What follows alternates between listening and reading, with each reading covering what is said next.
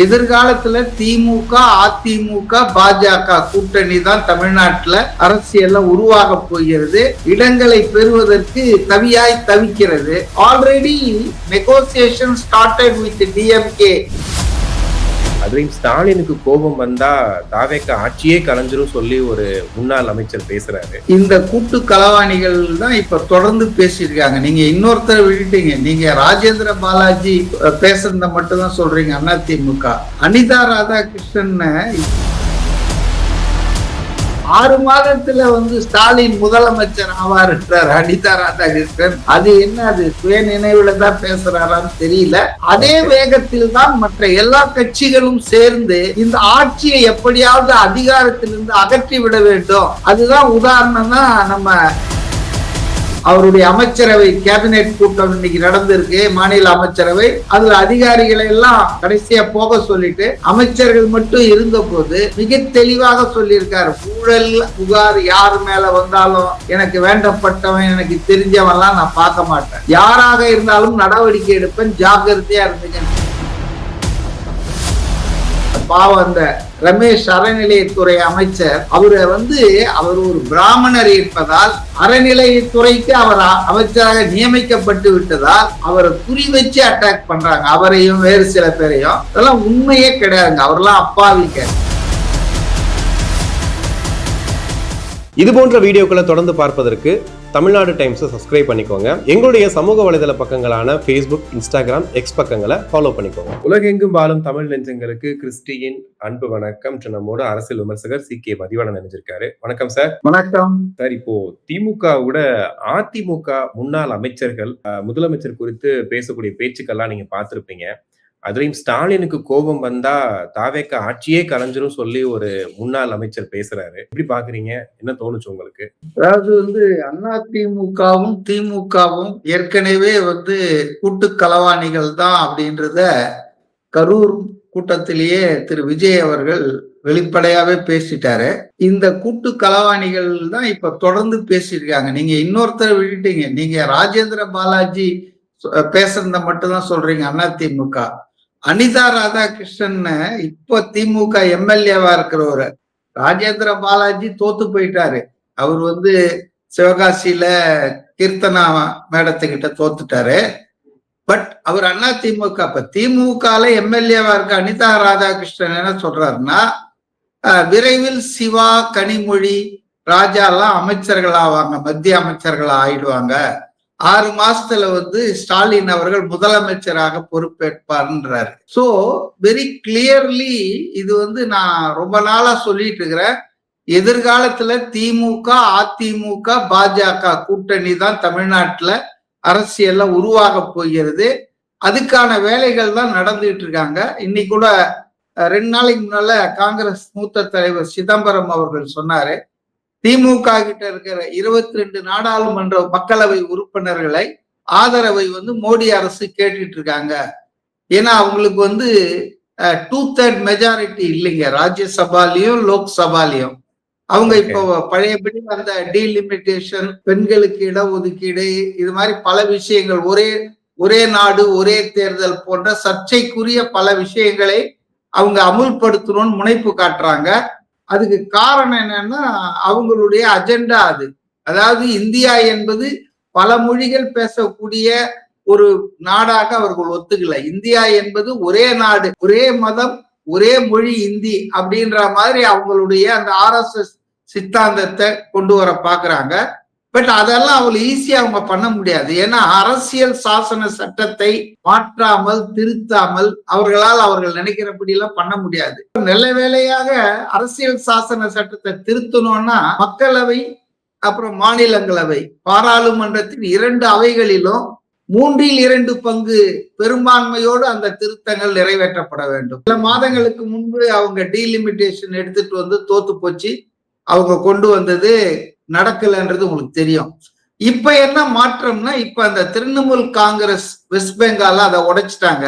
அதை உடைச்சி தனியா கட்சி மாதிரி ஒன்ன வச்சுக்கிட்டு இருக்காங்க. இன்னும் பாஜக சேர்த்துக்கல, ஒரு கட்சி மாதிரி வச்சுக்கிட்டு இருக்காங்க. எல்லாமே டிராமா தாங்க. அங்க போய் எவனும் குதிரை பேரம்னு எல்லாம் பேசுறது இல்லைங்க. அங்க பச்சையா கழுதை பேரமே நடந்துட்டு இருக்குது. ஆக இத்தனை எம்பிக்களை அவங்க பதவியெல்லாம் ராஜினாமெல்லாம் பண்ணல, அவங்க எம்பிக்களா இருக்கிறார்கள். ஆனால் திரிணாமுல் காங்கிரஸ்ல இருந்து நாங்க வேறுபட்டு நிக்கிறோம்னு ஒரு தனியா நிக்கிறாங்க. சோ அந்த எம்பிக்கள் ஆதரவு. அதே போல உத்தவ் தாக்கரே மகாராஷ்டிரால சிவசேனாவை உடைச்சு அதுல கொஞ்சம், அப்புறம் ஆம் ஆத்மி கட்சியை மாநிலங்களவையில முடிச்சு ஒரு 9-10 எம்பிங்க உள்ள. அப்ப இப்படி திருட்டுத்தனம் பண்ணி களவாணித்தனம் பண்ணி மோடி சர்க்கார் என்பது இன்றைக்கு நாடாளுமன்ற மக்களவையிலும் மாநிலங்களவையிலும் தங்களுக்கு தேவையான அரசியல் சாசன சட்டத்தை திருத்த தேவையான 3/2 பங்கு இடங்களை பெறுவதற்கு தவியாய் தவிக்கிறது. அதனால இன்னைக்கு டிஎம்கே கிட்ட இருக்க 22 மக்களவையில இருக்கு, ஒரு 7-8 மாநிலங்களவையில இருக்கு. இது வந்தால் தங்களுக்கு உதவிகரமா இருக்கும் தங்களுடைய திட்டத்தை நிறைவேற்றுவதற்கு அப்படின்ற முறையில already negotiation started with DMK leadership அப்படின்ற மாதிரி சிதம்பரம் அவர்கள் 2-3 நாளைக்கு முன்னால சந்தேகத்தை சொல்லி இருந்தாரு. இது ரொம்ப நாளைக்கு முன்னாலே நாம யூகிச்சோம். ஏன்னா அவங்களுக்கு இப்ப கூட்டணி இல்லாம தனித்து விடப்பட்டிருக்கிறார்கள். இப்ப அவங்களுக்கு இடி கேஸ்கள் ஊழல் வழக்குகள்ல இருந்து தப்பிக்கணும். மாநில அரசு வேற புயல் வேகத்துல ஆரம்பிச்சிருக்காரு. 2 மாசம் முடிஞ்ச உடனே அவர் தேர்ட் கியருக்கு போயிட்டு ஊழல் ஒழிப்புல மிக பயங்கரமான வேகத்துல போறாரு. அதிகாரிகள் ஆட்சியில இருக்கிறவன், நேத்து பாருங்க செங்கல்பட்டு பக்கத்துல தாவேகா ஊராட்சி மன்ற தலைவர் கட்சியில இருந்து சஸ்பெண்ட் பண்றாரு, கட்சியில இருந்து அடுத்தது நீக்கிடுறாங்க, அப்புறம் எஃப்ஐஆர் போட்டு அரெஸ்ட் பண்றாங்க. சோ எந்த கட்சி இன்னைக்கு பேசுறதாக செய்தி வந்துட்டு இருக்குத, அவருடைய அமைச்சரவை கேபினெட் கூட்டம் இன்னைக்கு நடந்திருக்கு, மாநில அமைச்சரவை. அதுல அதிகாரிகளை எல்லாம் கடைசியா போக சொல்லிட்டு அமைச்சர்கள் மட்டும் இருந்த போது மிக தெளிவாக சொல்லியிருக்காரு, ஊழல் புகார் யார் மேல வந்தாலும் எனக்கு வேண்டப்பட்டவன் எனக்கு தெரிஞ்சவன்லாம் நான் பார்க்க மாட்டேன், யாராக இருந்தாலும் நடவடிக்கை எடுப்பேன், ஜாக்கிரதையா இருந்துங்கன்னு சொல்லி போன அமைச்சரவை கூட்டத்துல அறிவுரை சொன்னாரு.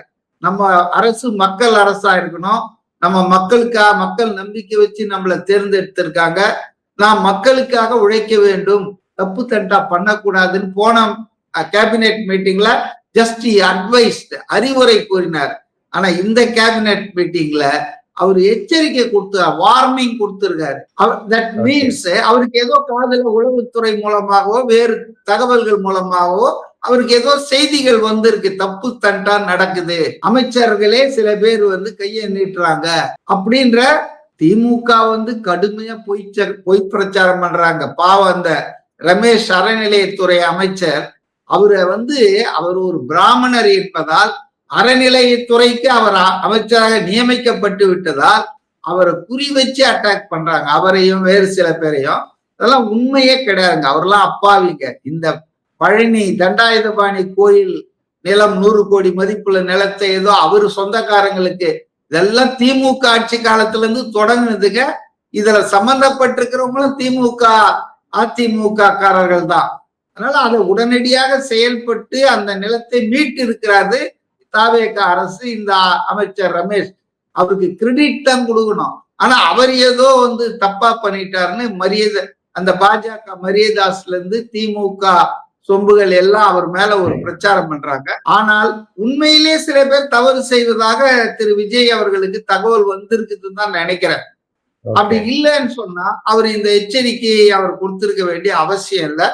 அதனால இன்னைக்கு திமுகவுக்கு பாஜகவை அண்டி பிழைக்க தப்பிக்கிறதுக்கு வேற வழியே இல்லைங்க. அதனால இந்த கூட்டணி வரும். ராஜேந்திர பாலாஜி சொல்றதும் இந்த அடிப்படையில் தான். அனிதா ராதா, ஆனா என்னன்னா ஒருவேளை அவர் சொல்றதுல பாதி நடக்கலாங்க. ஏன்னா மோடி அவங்க ஆதரிச்சாங்கன்னா சும்மா ஆதரிக்க மாட்டாங்க, ஆதாயம் இல்லாம செட்டியார் ஆத்துல இறங்க மாட்டாருன்னு ஒரு பழமொழி உண்டு. அது போல திமுக தங்கள் ஆதரவை கொடுக்குறாங்கன்னா அதுக்கு பலனை எதிர்பார்ப்பாங்க.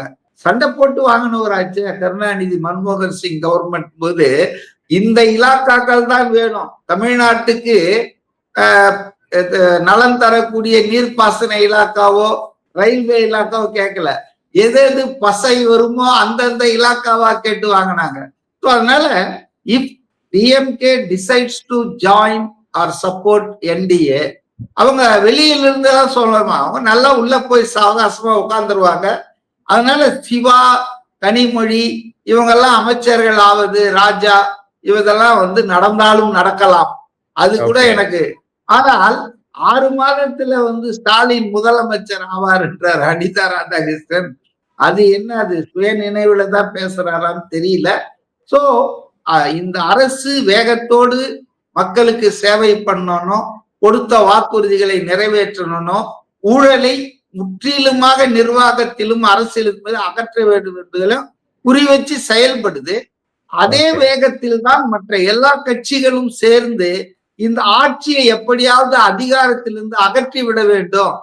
அதுதான் உதாரணம் தான் நம்ம ஊத்தங்கரை எம்எல்ஏ இளையராஜா கிட்ட இப்ப பாருங்க 5, 11, 13ன்னு இப்ப சிங்கப்பூர் வரைக்கும் போயிருக்குங்க. அதனுடைய கைகள், நீண்ட கைகள் 60 லட்சம் ரூபாய் சீஸ் பண்ணிருக்காங்க. சோ அந்த முயற்சிகள் நடந்துகிட்டே தான் இருக்குங்க. எல்லாரும் ஒன்னா சேருவாங்கல்ல. ஓகே, கண்டிப்பா சார். நிறைய விஷயங்கள் பேசணும். நேரத்துக்கு நன்றி.